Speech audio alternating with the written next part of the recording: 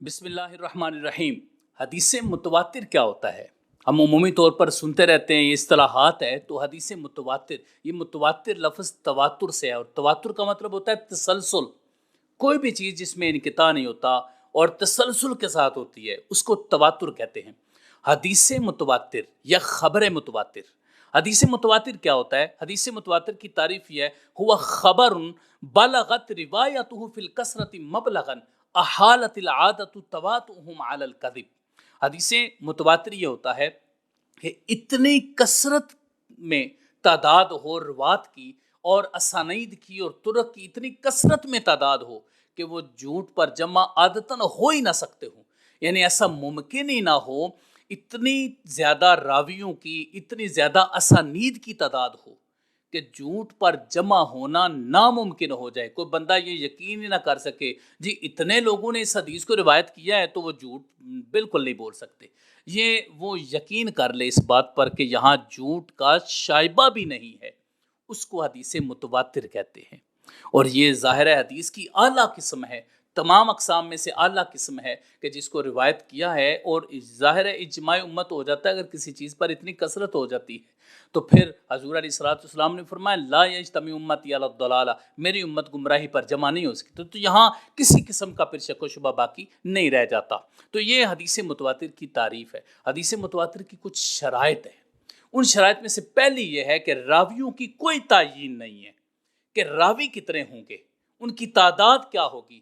ہاں کچھ محدثین کرام نے اس کی تعداد بتائی ہے، بعد نے فرمایا 4، بعد نے 5، بعد نے 10، بعد نے 12، بعد نے 20، بعد نے 40 اور بعد نے 70۔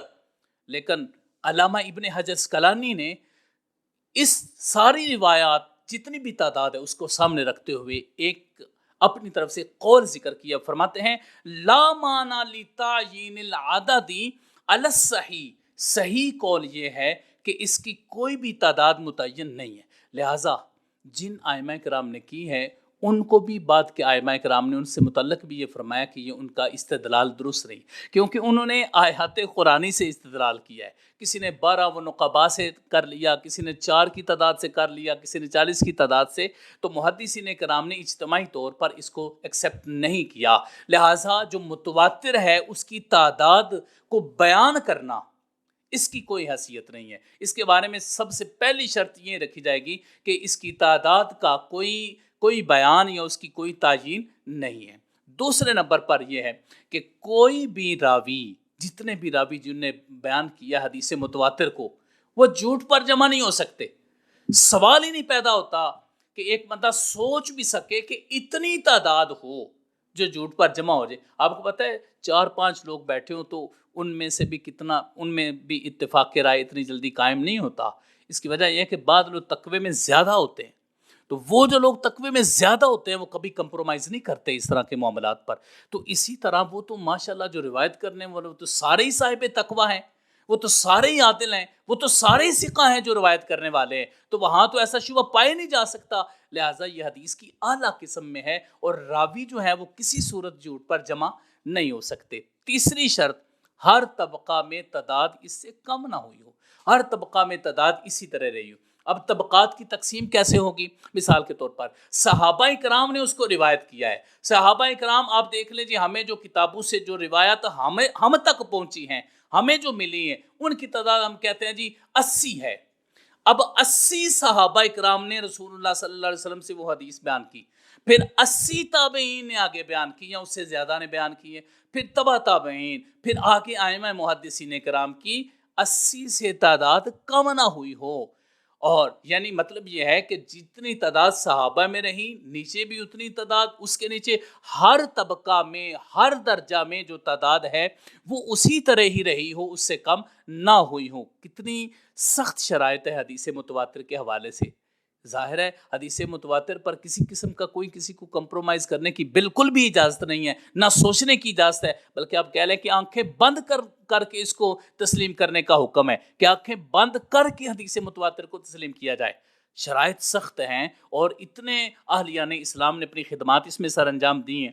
اس کے بعد چوتھی، روایت حصی ہو عقلی نہ ہو. یعنی مطلب یہ رسول اللہ صلی اللہ علیہ وآلہ وسلم کا کوئی عمل مبارک اس میں اس طرح، جس طرح کہتے ہیں رأیت رسول اللہ صلی اللہ علیہ وسلم فعل ہکذا، میں نے رسول اللہ صلی اللہ علیہ وسلم کو دیکھا آپ اس طرح کر رہے تھے. یا یہ کہیں کہ سمعت من رسول اللہ صلی اللہ علیہ وسلم، میں نے رسول اللہ صلی اللہ علیہ وسلم سے اس طرح سنا ہے، یعنی دیکھا ہو سنا ہو، جس کو خواص خمسہ ہم کہتے ہیں. یہ حصی ہو، عقل کا اس میں کوئی دخل نہ ہو. اس کے بعد پانچواں کہ وہ روایت علم قطعی اور علم یقینی کا فائدہ دے. ظاہر ہے اتنی تعداد نے اس کو روایت کیا ہو تو حدیث متواتر میں کسی قسم کا شک و شبہ باقی نہیں رہتا، اور جو شخص اس کو مانتا نہیں وہ دائرہ اسلام سے فوری طور پر خارج ہو جاتا ہے، وہ کافر ہو جاتا ہے جو حدیث متواتر کو نہیں مانتا. یہ آسان لفظوں میں کوشش کر رہا ہوں کہ آپ کو یہ سمجھائیں تاکہ ہر طالب علم جو یونیورسٹیز کے کالجز کے اسٹوڈنٹس ہیں وہ اس کو سمجھ سکے، اس لیے اس کو آسان پیرائے میں ڈالنے کی کوشش کر رہا ہوں. یہ تھی حدیث متواتر کی 5 شرائط. جب یہ شرائط پائی جائیں گی تو پھر آپ یہ سمجھیں گے کہ یہ حدیث متواتر ہے. حدیث متواتر کی 2 قسمیں ہیں، ایک لفظی اور ایک معنوی. حدیث متواتر لفظی کیا ہوتا ہے؟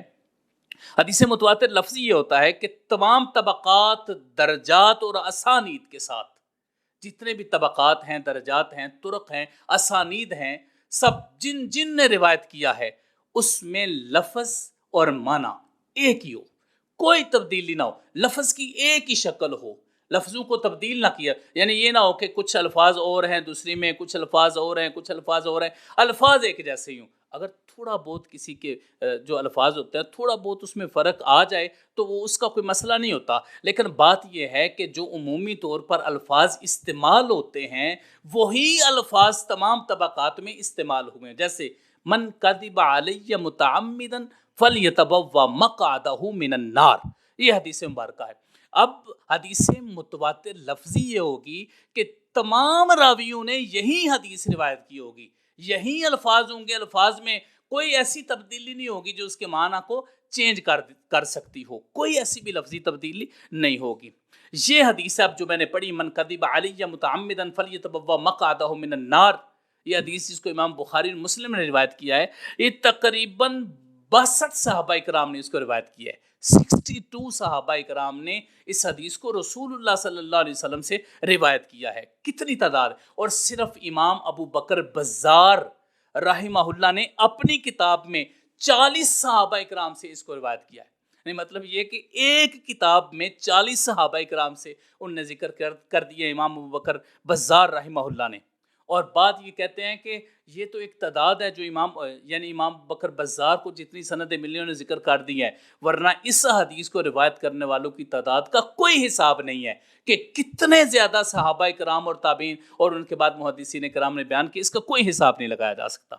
یہ ایک قسم ہے متواتر لفظی، یعنی لفظ بالکل وہی ہوں، ہر طبقے، ہر درجے، ہر سند میں جتنے لوگوں نے روایت کیا بالکل وہی لفظ و لفظ اس کے تبدیل نہ ہوئے ہوں. اور متواتر معنوی کیا ہوتا ہے؟ متواتر معنوی یہ ہوتا ہے کہ لفظ مختلف ہوں، لفظ کوئی رسول اللہ صلی اللہ علیہ وسلم نے کسی اور موقع پر کچھ اور فرمایا ہو، کسی اور موقع پر کچھ اور فرمایا ہو، لفظ مختلف ہے لیکن معنی سب کا ایک ہے. اس کو کہتے ہیں متواتر معنوی. آسان جو تعریفوں کے لفظ ہیں، مطلب متواتر لفظی اس کا مطلب ہے کہ لفظ سارے حدیث کے وہی ہوں. متواتر معنوی اس کا مطلب ہے کہ معنی ایک ہو، لفظ جو ہیں وہ بے شک مختلف ہو جائیں. آسان تعریفیں، کوئی زیادہ مشکل نہیں. اس کے بعد آ گیا جی اس کی مثال یہ ہے کہ ہاتھ اٹھا کر دعا مانگنا. یعنی ہاتھ جو رسول اللہ صلی اللہ علیہ وسلم نے ہاتھ اٹھا کر دعا مانگی ہے، اس کے بارے میں آپ کے جو فرامین ہیں رسول اللہ صلی اللہ علیہ وسلم کے حوالے سے آپ سے تقریباً 100 احادیث مروی ہیں رسول اللہ صلی اللہ علیہ وسلم سے اس حوالے سے. اب وہ جو 100 روایات آپ صلی اللہ علیہ وآلہ وسلم سے مروی ہیں ان کا جب معنی ہم دیکھتے ہیں تو معنی یہی ہے دعا میں ہاتھ اٹھانا، اصل مفہوم اس کا وہی ہے. تو اس کا مطلب ہے کہ لفظ مختلف ہیں لیکن ان کا معنی جو ہے وہ ایک ہی ہے. اب یہ 2 اس کی قسمیں ہوگی، متواتر لفظی اور متواتر معنوی. اس کے بعد متواتر کی بنیادی طور پر یہ جو 2 قسمیں تھیں، اس کے آگے بھی 3 قسمیں ہیں متواتر کی، کہ متواتر کو ہم کس طریقے سے جان سکتے ہیں، کیسے اس کی امپلیمنٹیشن ہوگی اور کس ذریعے سے وہ حدیث متواتر ہوگی. ایک متواتر اسنادی ہوگی، یعنی سند کے اعتبار سے وہ حدیث متواتر ہوگی. دوسری متواتر عہدی ہوگی، یعنی دور، طبقہ اور عہد کے حساب سے وہ متواتر ہوگی، اور تیسری متواتر عملی ہوگی۔ اب یہ تین متواتر کی اقسام ہیں۔ پہلے کی مثال دیتا ہوں کہ جس کی سند ساری تواتر کے ساتھ ہے، وہ کون سی ہے؟ جس کو ہم نے متواتر اسنادی کہا، جیسے من کذب علی متعمدا فلیتبوا مقعدہ من النار، یعنی مطلب یہ ہے کہ سندوں کے اعتبار سے یہ ہے۔ دوسرا انا خاتم النبیین، یہ جو رسول اللہ صلی اللہ علیہ وسلم کی احادیث خاتم النبیین ہیں، یہ بھی متواتر اسنادی ہیں۔ اس کے علاوہ جو موضوع پر مسح کی ہے وہ بھی متواتر اسنادی ہیں۔ اس کے بعد آ گیا دوسری قسم متواتر عہدی، وہ ہے قرآن کریم، یعنی قرآن کریم ہر دور میں ہی متواتر رہا ہے، تمام لوگوں نے اس کو پڑھا اور اس کو تسلیم کیا ہے۔ تیسری قسم متواتر عملی ہے، جس طرح مسواک ہے، 5 وقت کی نماز ہم پڑھتے ہیں، مسواک کرتے ہیں ہمیشہ، یہ عملی طور پر پریکٹیکلی مسلمان جو ہیں وہ ایسا کرتے آئے ہیں، اس لیے اس کو متواتر عملی کہا جائے گا۔ تو متواتر اسنادی، متواتر عہدی اور متواتر عملی، یہ تھا متواتر کی اقسام۔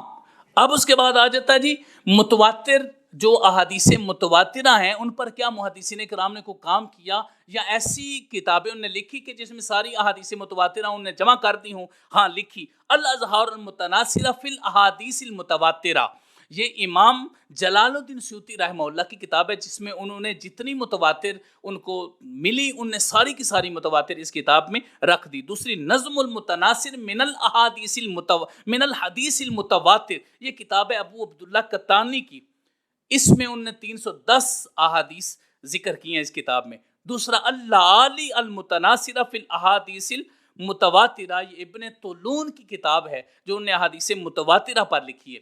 اس طرح باقی بھی محدثین کرام نے احادیث متواترہ پر باقاعدہ طور پر اس طریقے سے کتابیں لکھی ہیں۔ اب رہی بات کہ اگر کوئی حدیث متواتر ہے، ثابت ہو جاتا ہے، محدثین کرام بتا دیتے ہیں کہ یہ حدیث متواتر ہے، تو اب اس حدیث متواتر کے بارے میں ہمارا عقیدہ کیا ہونا چاہیے اور اس پر حکم کیا لگے گا؟ تو یہ بات ذہن میں رکھیں، اس پر ایمان رکھنا ضروری ہے۔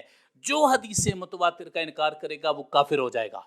سب کیوں؟ اس لیے کہ یہ قطعی ہے، اور قطعیت کا انکار کفر ہوتا ہے، اس لیے حدیث متواتر کا انکار کفر ہے، جو انکار کرے گا وہ کافر ہو جائے گا۔ رہی بات عمل کی، تو عمل بھی ہمارے لیے ضروری ہے، کیونکہ یہ یقینی علم کا فائدہ دیتی ہے۔ یہ تھی حدیث متواتر کی تعریف اور اس کی اقسام، اور اقسام کے بعد جو کتابیں لکھی ہیں اس کو ہم نے اختصار کے ساتھ بیان کیا ہے۔ انشاءاللہ یہ ہمارا تحریری صورت میں بھی سامنے یہ چیزیں آتی رہیں گی۔ اللہ رب العزت ہمیں احیاء حدیث کے لیے کاوش کی توفیق عطا فرمائے۔ آمین یا رب العالمین، وصلی اللہ علی حبیبی سیدنا محمد و آلہ وسلم۔